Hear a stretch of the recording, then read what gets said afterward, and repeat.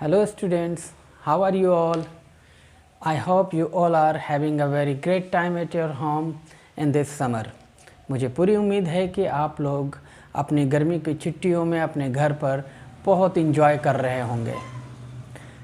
Today I am here with a very important topic, or you can say a very important chapter of class 9 history, and that is the French Revolution. You all have passed class 8 and now you all are in class 9. In class 6 you have read about the ancient Indian history. Class 6 में आपने प्राचीन भारतीय इतिहास के विषयों में पढ़ा है. In class 7 you read about the medieval Indian history. Class 7 में आपने मध्यकालीन भारतीय इतिहास के विषय में पढ़ा. In class 8 you read about the modern Indian history. और फिर क्लास 8 में आपने आधुनिक भारतीय इतिहास के विषय में अध्ययन किया. So in class 6, 7 and 8 you read about the historical events that took place in our country, in our nation. You read about Indian civilizations, Indian culture. But now it's time to move outside of India. Yes, in class 9 and 10 you will read about the historical events that took place outside of India in European countries like France, Russia and so on. And in class 10 also you will read the revolutions or the struggle movements related to our country India. Class 9 और 10 में आपको France की क्रांति, Russian क्रांति और class 10 में आपको भारतीय धरती पर जो यहाँ स्ट्रगल हुआ फ्रीडम के लिए, वो सब कुछ आपको पढ़ने को मिलेंगे. Now students, without wasting any more time, I am going to start this chapter which is named as the French Revolution. So now students, without any more time, I am going to start this chapter. Let's start now. बिना समय गवाए मैं इस chapter को start करता हूँ, लेकिन इससे पहले मैं आपको बता देना चाहता हूँ क्योंकि ये फ्रेंच रिवॉल्यूशन एक बहुत ही बड़ा चैप्टर है. So I have divided this chapter in some parts. मैंने इस चैप्टर को कुछ भाग में बांट दिए हैं. इन कमिंग डेज, आने वाले दिनों में आपको सभी पार्ट्स मेरे वीडियोस के थ्रू आपको अवेलेबल करवा दिए जाएंगे. बस आपको ये करना है कि you have to watch my videos very carefully. बहुत ही अच्छे से केयरफुली आपको मेरे वीडियोस को वॉच करने हैं, तभी आप इस पूरे फ्रेंच रिवॉल्यूशन के चैप्टर को अच्छी तरीके से समझ पाइएगा. So as you can see in back side I have taken the chapter French Revolution. French revolutions में ये कुछ इम्पॉर्टेंट टॉपिक्स है जिसके बारे में मैं आपके साथ डिस्कस करूंगा. मैं आपको इन टॉपिक्स के विषय में पढ़ाऊंगा. First one is the introduction. Yes, first of all जब भी आप कोई काम करते हैं you should give the introduction about the topic which you are going to deal with. आप जो भी टॉपिक डील कर रहे हैं, कहीं आप अगर जाते हैं तो कोई अगर आपसे मिलता है, कुछ पूछता है, तो सबसे पहले आप अपना इंट्रोडक्शन देते हैं. उसके बाद then after you will say something more about. तो फ्रेंच रिवॉल्यूशंस का चैप्टर स्टार्ट करते हुए मैं सबसे पहले आपको इंट्रोडक्शन दूंगा फ्रेंच रिवॉल्यूशंस के विषय में. Second point is the causes of revolution. वो क्या क्या कारण हुए कि फ्रांस में क्रांतिकारी घटनाएं हुए. There you can see 3 causes took place. First one is the social, then economical cause and then political cause. After that इसके बाद आप देखोगे third point is struggle to survive. जी, सर्वाइवल के लिए लोगों को किस तरह से स्ट्रगल करना पड़ा, ये आप इस पॉइंट्स में जानेंगे. Fourth point is growing to middle class. Growing of middle class. Middle classes में किस तरह से ग्रोथ हुआ, उनके बारे में क्या क्या चीज़ें हुई, ये सब हम लोग जानेंगे. Next point is contribution of philosophers. Yes, philosophers means जैसे दार्शनिक जो अपने विचारधारा हमें देते हैं, हमें बताते हैं. तो ऐसे कुछ फिलोसोफर्स के कंट्रीब्यूशंस के बारे में हम लोग जानेंगे. कि उनका क्या रोल हुआ इस रिवॉल्यूशंस में। Next one is the outbreak of revolution, when the revolution outbreak यानी कि टुक प्लेस, कब ये क्रांतिकारी घटनाएं शुरू हुई। Next point is here France as constitutional monarchy. यहाँ आप देखेंगे कि फ्रांस का जो मोनार्चिकल सिस्टम था वो कॉन्स्टिट्यूशनल हुआ, यानी कि वो संवैधानिक रूप से जुड़ा, संविधानों को, है ना, नियम कानूनों को भी इसमें शामिल किए गए। Then after you will read about the reign of terror, यानी कि दहशत का समय। वो कौन सा दौर था फ्रांस में जब दहशत चारों ओर फैली हुई थी, ये आप जानेंगे। फिर मैं आप लोगों को बताऊंगा directory rules in France. Women's revolutions के विषय में भी जानने को आपको मिलेगा। उसके बाद एबोलिशन ऑफ स्लेवरी, दासता की किस तरह से मुक्ति हुई, है ना, आप किस तरह से गुलामी से बाहर आए, ये आपको मैं बताऊंगा। और at last I will deal with the rise of Napoleon Bonaparte, और लास्ट में मैं आपको नेपोलियन बोनापार्ट के राइज के विषय में और उसके डाउनफॉल के विषय में बताऊंगा। So these are the topics which I am going to deal in this chapter. Students, watch my videos very carefully so that you can understand this chapter. मेरे वीडियोज़ को ध्यान से देखें ताकि आप इस चैप्टर को अच्छी तरीके से समझ पाएँ। So as the introduction of this chapter, आप एक चीज़ बड़ा दिलचस्प इस चैप्टर में ये देखेंगे, जैसे आपने फिल्मों में देखा होगा कि कहानियाँ जो है वो बीच की कहानियों को पहले शुरुआत में दिखाया जाता है और फिर उसको हम लोग उस कड़ी को ले जा कर के जहाँ बीच में हमने लिया था वहाँ से उसको जोड़ देते हैं। बिल्कुल उसी तरह की चीज़ें हमें इस फ्रेंच रिवॉल्यूशंस के चैप्टर में भी देखने को मिला। यहाँ आप देखोगे कि इसकी जो स्टार्टिंग है वो हमारे चैप्टर के बीच में से क्रिएट किए गए, उसको लिए गए हैं।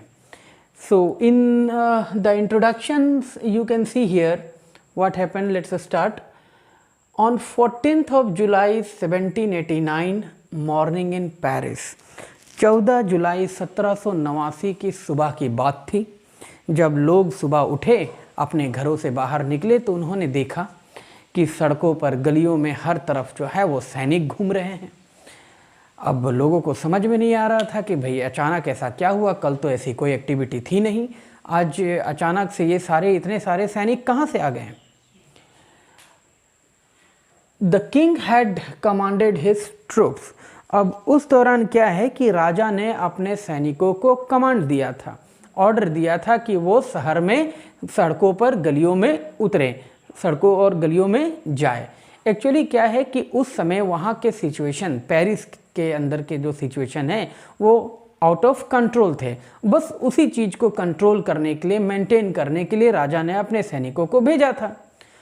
तभी क्या होता है कि rumour spread to open fire on citizens. जब सुबह लोगों ने देखा कि सड़कों पर, गलियों पर हर तरफ जो है वो सैनिक मौजूद हैं, तभी क्या हुआ, अचानक किसी ने अफवाह फैला दिया कि राजा ने अपने सैनिकों को भेजा है हम पीपल्स को मारने के लिए। अब जैसा आप लोग तो जानते ही हो कि भाई अफवाह, पॉजिटिव चीज़ें जो है वो उसको जाने में, फैलने में समय लगता है, लेकिन निगेटिव चीज़ों को स्प्रेड होने में, एक्सपेंड होने में, है ना, कोई समय नहीं लगता है। It just happen in few second. बस चुटकी बजाते आप देखोगे ये अफवाह जो है बहुत तेज़ी से एकदम जंगल की आग की तरह फैलता है।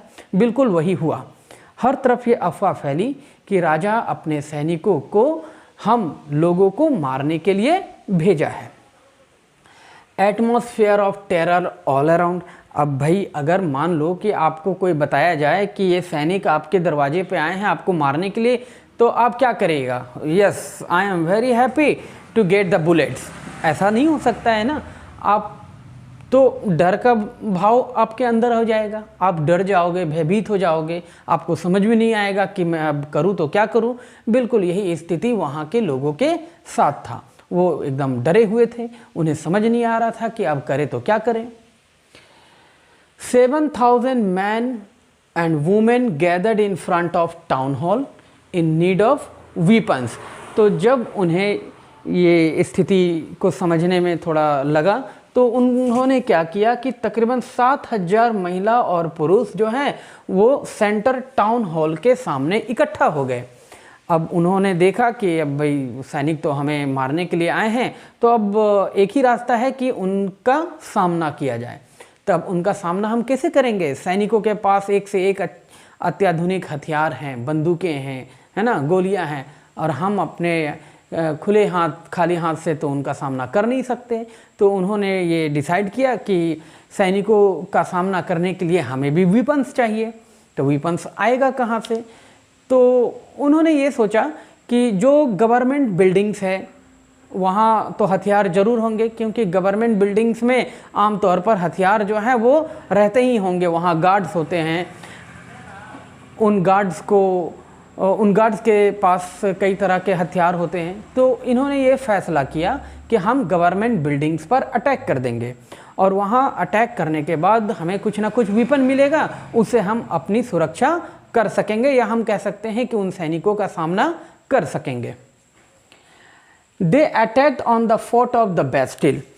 तो बेस्टिल के किले पर उन लोगों ने आक्रमण कर दिया। बेस्टिल एक्चुअली जो है वो एक प्रिजन सेंटर था, है ना, कह सकते हैं कारागार था, जहाँ पर कैदियों को, बंदी गृह बोल सकते हैं, जहाँ पर कैदियों को बंदी करके रखा जाता था, उनको कैद करके रखा जाता था।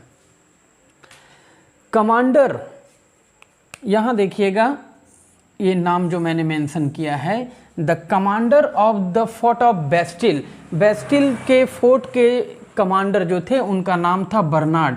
ये नाम आपको एनसीईआरटी की बुक्स में नहीं मिलेंगे।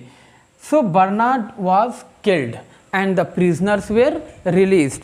तो जो बेस्टिल फोर्ट के कमांडर थे उनका नाम था बर्नार्ड, उनकी हत्या कर दी गई, और वहाँ मौजूद जो कैदी थे उनको रिलीज़ कर दिया गया। हालांकि ये बड़ी मज़ेदार बात है कि वहाँ कैदियों की संख्या सिर्फ 7 थे उस समय। तो उन 7 कैदियों का तो एकदम मानो जैसे जैकपॉट लग गया। अरे वाह भाई, ये तो बैठे बैठाए मज़े हो गए। तो सारे के सारे कैदी जो है वो वहाँ से भाग गए। The stones of the fort sold in the market. अब उस फोर्ट को, बेस्टिल के किले को लोगों ने धराशायी कर दिया। जगह जगह से उस किले को नुकसान पहुंचाया गया, उसकी दीवारों को गिरा दिए गए। अब उन दीवारों से प्राप्त जो ईंटें हैं, जैसे आप देखे होंगे कभी किसी का घर अगर टूट रहा होता है या आप कोई दीवार तोड़ते हो तो उसमें से ईंटें निकलती हैं ना, तो उन ईंटों को मार्केट्स में ले जा कर के सोल्ड कर दिया गया। और जो कुछ लोग थे जो अमीर वर्ग के थे, उन्होंने क्या किया कि उन ईंटों को खरीद लिया और अपने घरों में, आलमीरा में या कहीं ले जा कर के, है ना, सोवेनियर यानी कि निशानी के तौर पर उसे सजा दिया या रख दिया। Then after you can see many other violent activity took place in France as well along the other country side. अब उस दौरान ये जब बेस्टिल के किले को धराशायी किया गया, उस दौरान सिर्फ पेरिस में ही नहीं बल्कि शहर के आसपास के दूसरे क्षेत्रों में, कंट्री के दूसरे जगहों पर भी ऐसे वायलेंट एक्टिविटीज़ हो रहे थे, जहाँ पर लोग जो है वो पुलिस के साथ कॉन्फ्लिक्ट कर रहे थे, उनके बीच में आपसी संघर्ष चल रहा था। Peoples were protesting against the high prices of bread. अब भाई लोग क्यों विरोध कर रहे थे? क्या वजह था उनके विरोध का? क्या वो पागल हो गए थे? They were mental? No, they were not mental. They were protesting against the high prices of bread.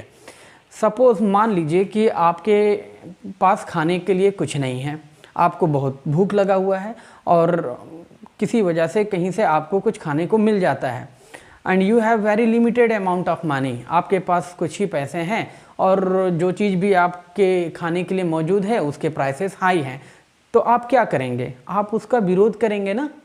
बिल्कुल वही हुआ। वहाँ के लोग जो है वो हाई प्राइसेस ऑफ ब्रेड के अगेंस्ट में प्रोटेस्ट कर रहे थे।